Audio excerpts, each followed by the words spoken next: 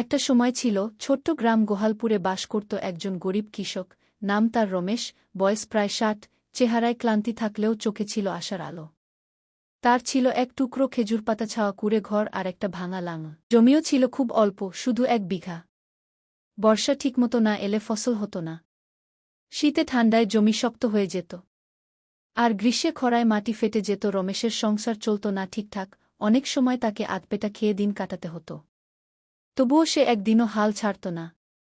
১ বছর ছিল খুব কঠিন। শস্য ছিল না, বাজারে চালডাল কিনতে পারছিল না। প্রতিবেশীরা বলল, এই জমিটুকুও বিক্রি করে দে রমেশ, আর কষ্ট করে কি হবে?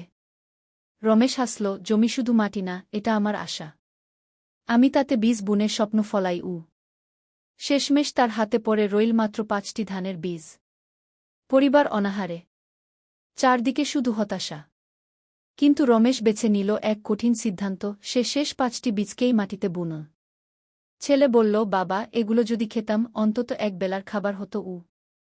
রমেশের চোখে জল নিয়ে বলল, না রে, এই বীজই একদিন আমাদের আবার চাল দেবে, আশ্রয় দেবে। মেঘ যেন তার বিশ্বাস দেখে সাড়া দিল। কয়েকদিন পরেই নামল শান্ত বৃষ্টি। সূর্য উঠল উজ্জ্বল হয়ে। রমেশের প্রতিদিন সেই এক টুকরো জমিতে কাজ করত, নীরব ধৈর্য নিয়ে।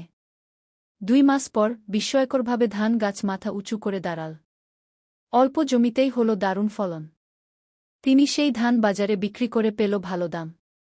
একদিন রমেশ বসেছিল নিজের উঠোনে। রমেশ মৃদু হেসে বলল, জীবনে কখনো শেষ বীজ খেয়ে ফেলিস না। সেটা হয়তো তোমার শেষ খাবার নয়, বরং আগামী জীবনের শুরু। ভিডিওটি ভালো লাগলে সাবস্ক্রাইব করুন।